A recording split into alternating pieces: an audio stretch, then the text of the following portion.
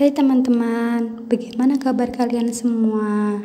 Semoga baik-baik saja ya, amin. Untuk memenuhi tugas akhir mata kuliah media bimbingan dan konseling, kami dari kelompok 2, kelas BKA 1 2018 akan menjelaskan tentang bimbingan dan konseling. Teman-teman pasti ada yang masih belum mengerti kan, apa sih itu bimbingan dan konseling? Nah, di sini kami akan menjelaskan apa itu bimbingan dan konseling.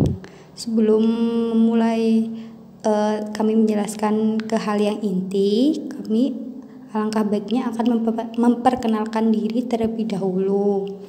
Perkenalkan, nama saya Eka Indah Purwoyuningrum dengan NIM 010. Saya Siti Aisyah Nikmatus Solihah dengan NIM 031. Perkenalkan, nama saya Wulan Fitriyanti dengan NIM 057. Saya Dira Ayunanda Oktavia dengan NIM 075. Bimbingan dan konseling adalah proses interaksi antara konselor dengan konseli baik secara langsung maupun tidak langsung dalam rangka untuk membantu konseli agar dapat mengembangkan potensi diri konseli ataupun memecahkan permasalahan yang dialami oleh konseli. Bimbingan konseling juga dapat didefinisikan sebagai upaya sistematis, objektif, logis, dan berkelanjutan serta terprogram yang dilakukan oleh konselor untuk memfasilitasi perkembangan konseli untuk mencapai kemandirian dalam kehidupan. Bimbingan dan konseling bertujuan membantu peserta didik mencapai tugas-tugas perkembangan secara optimal sebagai makhluk Tuhan, sosial, dan pribadi. Tujuan lain dari bimbingan dan konseling adalah membantu individu dalam mencapai satu, kebahagiaan hidup pribadi sebagai makhluk Tuhan, yang kedua, kehidupan yang produktif dan efektif dalam masyarakat, yang ketiga, hidup bersama dengan individu-individu lain.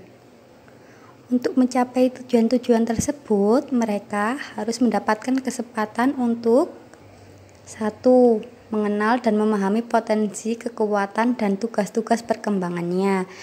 2. Mengenal dan memahami potensi atau peluang yang ada di lingkungannya. Dan yang ketiga, mengenal dan menentukan tujuan dan rencana hidupnya serta rencana pencapaian tujuan tersebut. Sekian penjelasan dari saya, kemudian akan dilanjutkan oleh teman saya. Terima kasih kepada Mbak Eka. Selanjutnya, saya akan menjelaskan peran konselor dan juga peran konseli. Apa sih peran konselor itu? Peran konselor yaitu konselor adalah pihak yang memberikan bantuan. Konselor berperan sebagai fasilitator dalam layanan bimbingan dan konseling. Konselor sebagai partner konseli. Konselor membangun hubungan yang baik kepada konseli. Konselor melanjutkan tahap konseli yang disesuaikan dengan kebutuhan konseli.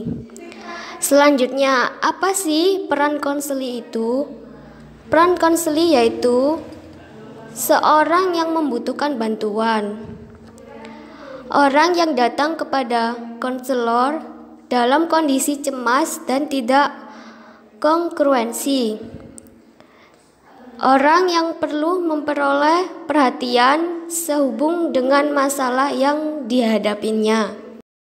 Di sini saya akan menjelaskan tentang asas-asas bimbingan dan konseling.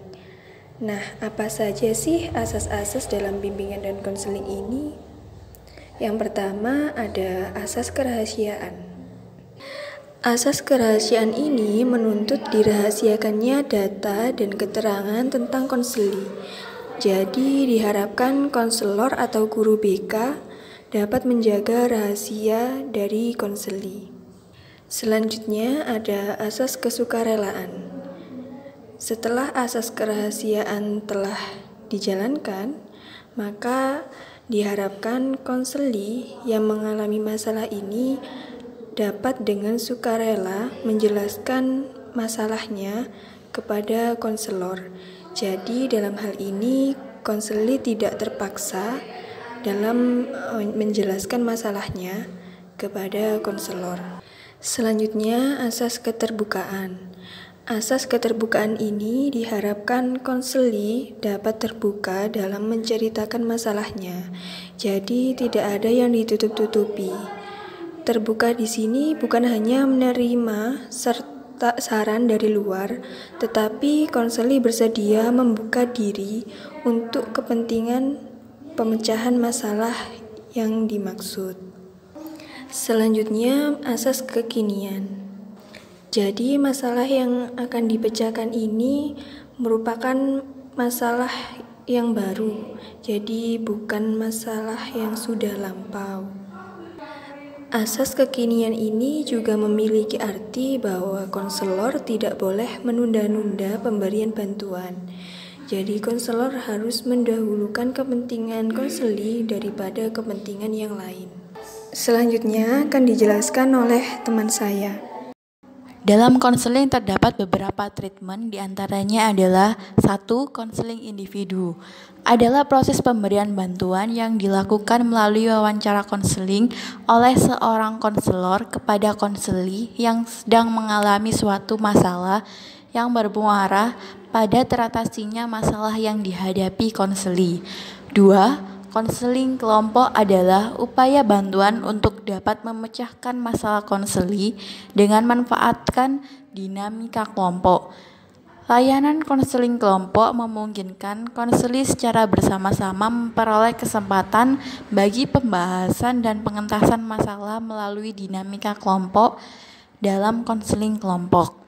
Yang ketiga yakni bimbingan kelompok adalah suatu kegiatan kelompok yang dilakukan oleh sekelompok orang dengan memanfaatkan dinamika kelompok, yaitu dengan adanya interaksi saling mengeluarkan pendapat, memberikan tanggapan, saran, dan sebagainya, di mana pemimpin kelompok atau konselor menyediakan informasi-informasi yang bermanfaat agar dapat membantu individu mencapai perkembangan dengan optimal.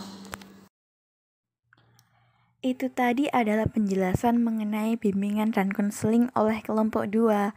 Dan penjelasan tersebut dapat menambah wawasan teman-teman semua. Terima kasih.